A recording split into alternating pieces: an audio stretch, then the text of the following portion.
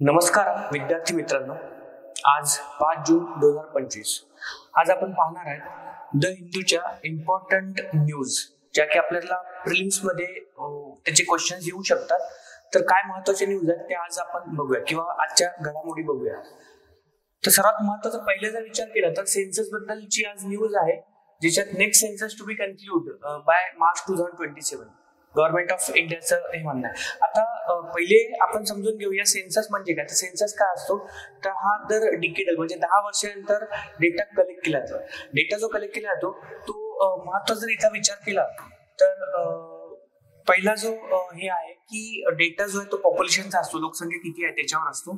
त्यानंतर socio economic conditions काय आहे आणि डेमोग्राफीज म्हणजे सेक्स रेशो किती आहे, यंग पॉप्युलेशन किती आहे, त्याचा डेटा कलेक्ट करणं म्हणजे त्याला सेन्सस म्हटलं आहे. तर हा जो आहे तर 10 वर्षानंतर होतो.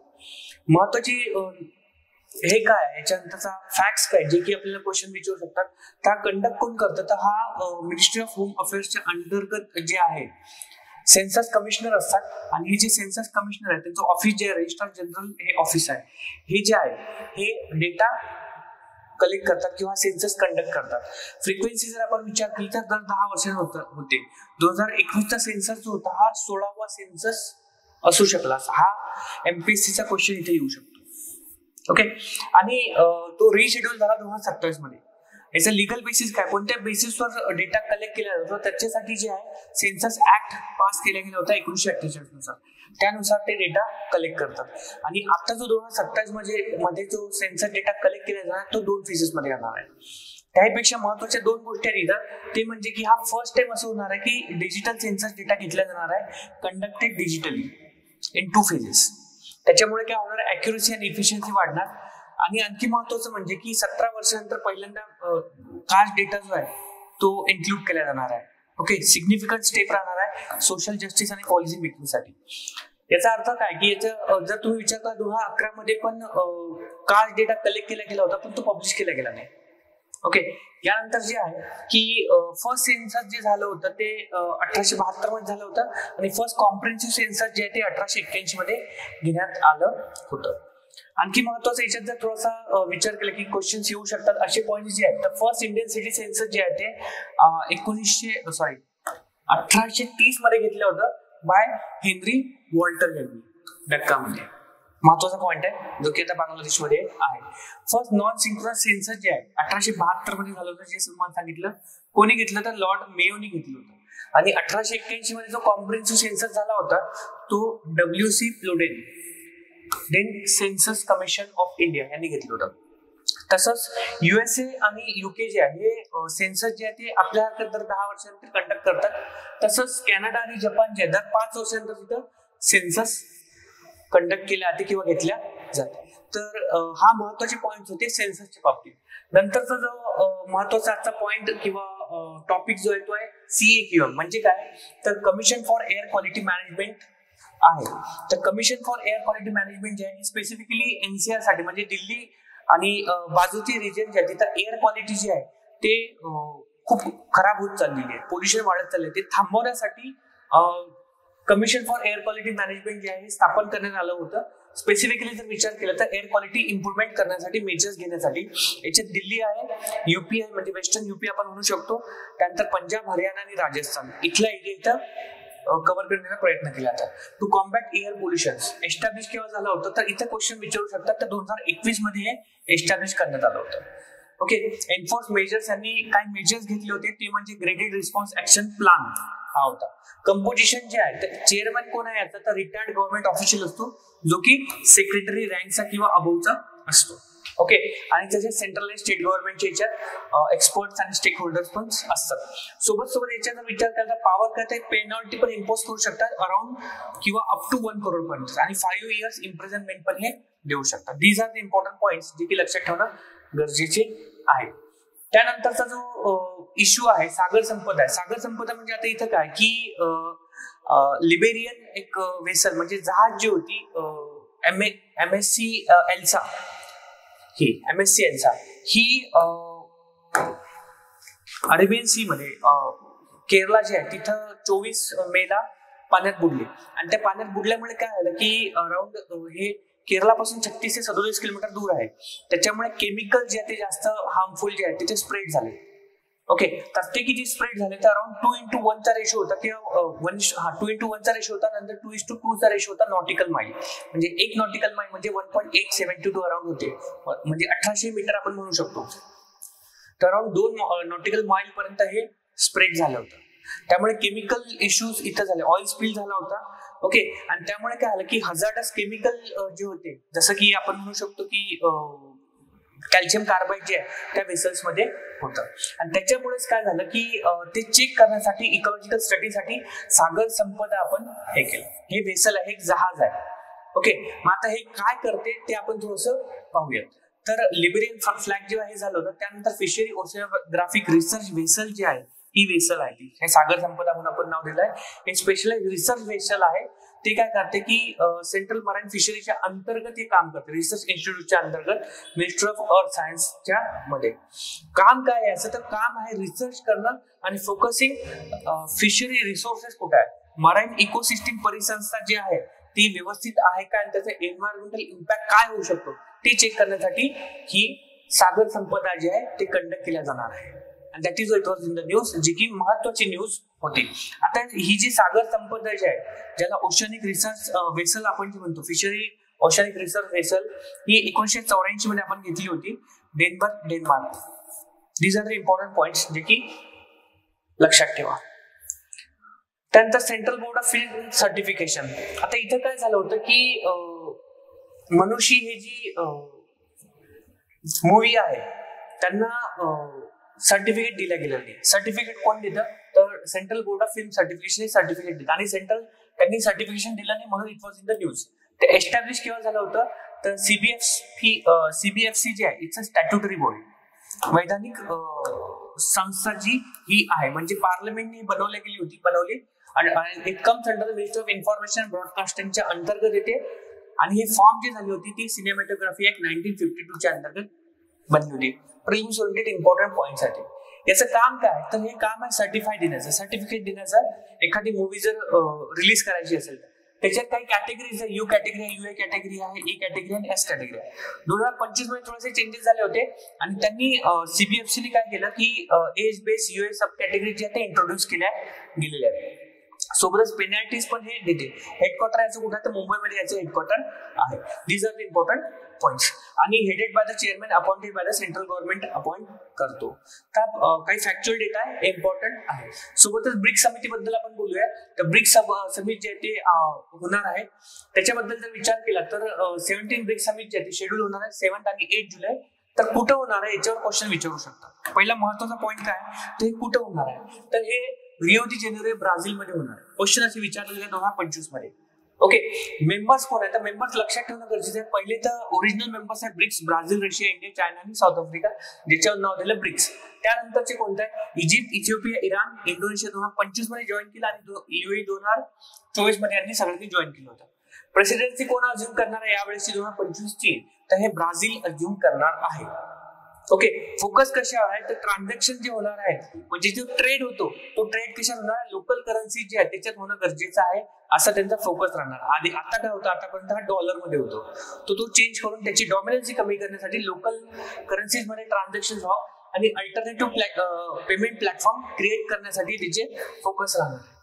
की अजेंडा सांगितलं ट्रेड पॉलिसीज, करन्सी ऑप्शन्स आणि न्यू मेंबरशिप साठी ते फोकस करतात. कोलंबिया प्रपोज करते जॉईन करण्यासाठी. ओके, न्यू डेव्हलपमेंट बँक जे आहे त्यांना स्ट्रेंथ करण्याचा फोकस करताय for non IMF loan option साठी. Okay, these are the important points. त्यानंतर जर विचार करा तर इंडियाचा रोल काय की प्राईम मिनिस्टर नरेंद्र मोदी जे आहे ते अटेंड करणार आहे. सोबतच फोकस कशावर राहणार, इंडिया स्टँड ऑन डी-डॉलरायझेशन, तेच लोकल करन्सीवर फोकस राहणार आहे आणि ट्रेड पॉलिसीजवर फोकस केल्या जाणार आहे. These are the important points जे की क्वेश्चन विचारू शकतात. ओके, त्यानंतर रिसेंट डेव्हलपमेंट जर विचार केला तर इंडियाने रिजेक्ट केला की common BRICS currency propose by the South Africa and Russia. थोडंसं आधीचं होतं, आता पुन्हा ते चेंजेस करणार. सिग्निफिकन्स जर विचार केला तर BRICS represent around 30% of the global GDP इथं रिप्रेझेंट करते. Half of the world population obviously राहणार चायना आणि इंडिया आहे. ओके, मोर दॅन दॅट आपण म्हटलं चालते. World population positioning as the rival to G7 जे आपण काल बघितलं होतं. 16 ब्रिक्स समिट जे झाली होती रशियामध्ये झाली होती 2024 मध्ये. याच्यावर क्वेश्चन विचारलेला आहे. इम्पॉर्टंट पॉइंट्स लक्षात ठेवा. ओके. ब्रिक्स नंतर एशियन डेव्हलपमेंट बँक बद्दल जर विचार केला, हे पण न्यूज मध्ये आहे. तर का न्यूज मध्ये ते आपण नंतर पाहूयात की India vehemently oppose the ADB's funding to Pakistan. पाकिस्तानला जे फंडिंग आहे ते कॅन्सल करण्यासाठी किंवा अपोज करत आहे. एशियन डेव्हलपमेंट बँक जे पाकिस्तानला लोन देण्याचा प्रयत्न करते ते अपोज करतात त्याच्यासाठी, आणि म्हणून हे न्यूज मध्ये. महत्वाचं काय याच्यात की एशियन डेव्हलपमेंट बँक जी आहे, ओके, तर इथं 1966 मध्ये फाउंड झाली होती, बनली होती एशियन डेव्हलपमेंट बँक. सर्वात महत्वाची गोष्ट पहिली आहे. त्यानंतर हेडक्वार्टर कुठे आहे? मनीला कुठे? तर फिलिपिन्स मध्ये आहे. ओके. मग हे ऑब्जेक्टिव्ह काय? Economic and social development promote करण्याचा किंवा करण्याचा प्रयत्न करते. स्पेसिफिकली एरिया कुठला? तर एशिया पॅसिफिक रिजन आहे, ज्याच्यात लोन हे देते, ग्रांट्स प्रोव्हाइड करते आणि टेक्निकल असिस्टन्स प्रोव्हाइड करते. टोटल 68 मेंबर्स आहेत, including India. Okay. India opposition to Pakistan funding. India oppose ADB's Asian Development Bank $800 million जे लोन पाकिस्तानला देतात ते कॅन्सल करण्यासाठी हे अपोज करत आहे. इंडियाज इन्व्हेस्टमेंट जर विचार केला तर Asian Development bank committed $10 billion for India's urban infrastructure. Specifically metro extension साठी दिले गेले आहेत आणि अर्बन डेव्हलपमेंट साठी दिले गेले होते ओव्हर 2025 आणि 23 मध्ये. इंडियाचा रोल काय? तर इंडिया जे आहे एशियन डेव्हलपमेंट बँकचा फाउंडिंग मेंबर हा इंडिया आहे. मेजर बॉरोवर इंडिया आहे आणि ऍक्टिव्हली इन्फ्लुअन्स करू शकतो एडीबीज पॉलिसी. एक्झाम्पल जर बघितलं तर पाकिस्तानचा आपण अपोज करून देते. तसंच न्यू डेव्हलपमेंट बँक जी आहे एडीबीची कॉम्प्लिमेंटरी बँक म्हणून ब्रिक्सची न्यू डेव्हलपमेंट बँक ही आपण विचार करू शकतो याच्यामध्ये. आणि focusing on the sustainable development वर हे फोकस करतात. ओके. सो हे पॉइंट्स आहेत की जे महत्वाचे आहेत, जे तुम्ही वाचू शकता. तसंच international institute of administrative science. International institute of administrative science जे आहे की India set to assume the presidency of IIAS, a global federation आहे. इथं काय तर पॉइंट कुठे येऊ शकतात किंवा क्वेश्चन कुठे येऊ शकतात ते आपण समजणं गरजेचे असते. तर IIAS जे आहे हे 1930 मध्ये फाउंड झालं होतं, बनलं गेलं होतं. आणि याचा हेडक्वार्टर कुठे आहे? तर ब्रुसेल्स, बेल्जियम मध्ये याचं हेडक्वार्टर आहे. ऑब्जेक्टिव्ह काय? तर पब्लिक ऍडमिनिस्ट्रेशन जे आहे याचे स्टडी प्रमोट करणं. तर ते कसं प्रमोट करायचं? Through the comparative study provide करणं आणि कॉन्फरन्सेस घेऊन सोबत पब्लिकेशन. मेंबरशिप अराउंड 90 मेंबर्स आहेत. नॅशनल सेक्शन्स आणि इन्क्लुडिंग इंडिया पण याच्यात आहे. Okay. These are the important thing. आता न्यूज मध्ये का होतं तर India won the IIAS presidency. Srinivasan जे आहे सेक्रेटरी आहेत, त्याचे इलेक्ट झाले ऍज अ प्रेसिडेंट. त्यांना वोट किती भेटले तर सिक्युरिंग 61.7% वोट्स त्यांना भेटले against Australia. Sorry, not Australia, Austria. Okay. हे महत्वाचं आहे. त्यानंतर याचे पब्लिकेशन जर विचार केला तर काय? Publish the international review of administrative science हे पब्लिश करते. कुठल्या लँग्वेज मध्ये? तर इंग्लिश आहे, फ्रेंच, मॅन्डरिन आणि चायनीज मध्ये. Conferences host 3 annual conferences globally होतात. ओके. इंडियाचा रोल काय? Represented by the department of administrative reforms and public grievances represent करते. India will lead the global conversation on public administrations. तर हे महत्वाचे पॉइंट्स याच्यातले आहेत की जे तुम्ही लक्षात ठेवू शकता. Okay. India middle east Europe economic corridor. आता इथं महत्वाचं काय की IMEC म्हणजे India middle east economic corridor, Europe economic corridor जो आहे हा अनाऊन्स केला 9 सप्टेंबर 2023. 9/11 म्हणून तुम्ही लक्षात ठेवू शकता असं. तर नॉट 9 किंवा 9 सप्टेंबर म्हणून तुम्ही लक्षात ठेवा directly. During G20 summit in new Delhi. तर कुठं अनाऊन्स केला गेला होता? G20 समिट झाली होती. तर कुठं झाली होती? It was in India. New दिल्लीमध्ये जेव्हा झाली होती तेव्हा हे अनाऊन्स केला गेला होता. ओके. आता सिग्नेटरीज कोण आहे त्याचे? तर ते महत्वाचे आहेत. इंडिया आहे, USA, UAE, Saudi Arabia, France, Germany, Italy, European union. ह्या सगळ्या सिग्नेटरीज आहेत. हे लक्षात ठेवणं गरजेचं आहे. केव्हा झालं होतं? 9 सप्टेंबर 2023 मध्ये झालं होतं. ऑब्जेक्टिव्ह आहे इकॉनॉमिक कनेक्टिव्हिटी वाढवण्याचा प्रयत्न केला जाईल एशिया आणि मिडल ईस्ट आणि युरोपमध्ये. थोडं मल्टीमोडल ट्रान्सपोर्ट नेटवर्क. मल्टीमोडल म्हणजे याच्यात काय काय? रेल्वे, रोड आणि सी आणि सोबत इन्फ्रास्ट्रक्चर कनेक्टिव्हिटी वाढवण्याचा प्रयत्न केला जाईल, ज्याच्यात इलेक्ट्रिसिटी केबल्स राहतील, हायड्रोजन पाईपलाईन्स आणि डेटा केबल्स राहतील. ईस्टर्न कॉरिडॉर मध्ये कोण कोण येते? तर ईस्टर्न कॉरिडॉर जो आहे तो इंडिया टू अरेबियन गल्फ पर्यंत, जे आज युए आणि सौदी अरेबिया आहे. नदन कॉरिडॉर जे आहे ज्याच्यात अरेबियन गल्फ टू युरोप पर्यंत येईल, व्हाया जॉर्डन, इस्रायल आणि इटली किंवा ग्रीस थ्रू हा जाईल. Okay, so these are the important point. आता याचे चॅलेंजेस वगैरे जर आपण विचार केला तर इस्रायल पॅलेस्टाईन कन्फ्लिक्ट त्याच्यामुळे थोडासा हॉट झाला होता. अरब इस्रायल नॉर्मलायझेशनमुळे थोडासे चॅलेंजेस आहे. टर्की अपोज करते and alternative Iraq development road प्रोजेक्टवर फोकस करते. हा अनदर पॉइंट. आणि हाय कॉस्ट आहे. कॉस्ट जर बघितले तर around 3 to 8 billion dollar per route लागू शकतो, म्हणजे खूप जास्त खर्च लागू शकतो. आणि फायनान्शियल कमिटमेंट पण नाही. पण सिग्निफिकन्स काय तर it can be the counter to China's belt and road initiative. BRI साठी एक काउंटर होऊ शकतो. reduces transit time by 40%. Sorry. Okay, and cost किती कमी होऊ शकतो तर अराउंड 30% कॉस्ट जी आहे ती कमी होऊ शकते. Okay, compare to Suez canal. आणि प्रमोट करणाऱ्या ग्रीन एनर्जी जसं की हायड्रोजन पाईपलाईन्स आणि डिजिटल कनेक्टिव्हिटीसाठी हे इम्पॉर्टंट आहे. सो ह्या इम्पॉर्टंट न्यूज होत्या त्या हिंदू मधल्या. ओके, तर सोबतच याच्या आपण काय करणार की तुम्हाला याची PDF जी आहे ते आमच्या टेलिग्राम चॅनलवर आम्ही अपलोड करतोय, तिथून तुम्ही ते डाउनलोड करू शकता. काही डाऊट्स असतील तर तुम्ही खाली कमेंट बॉक्समध्ये कमेंट करू शकता, त्याचे उत्तर आम्ही नक्कीच देऊ. So thank you so much. Bye and take care.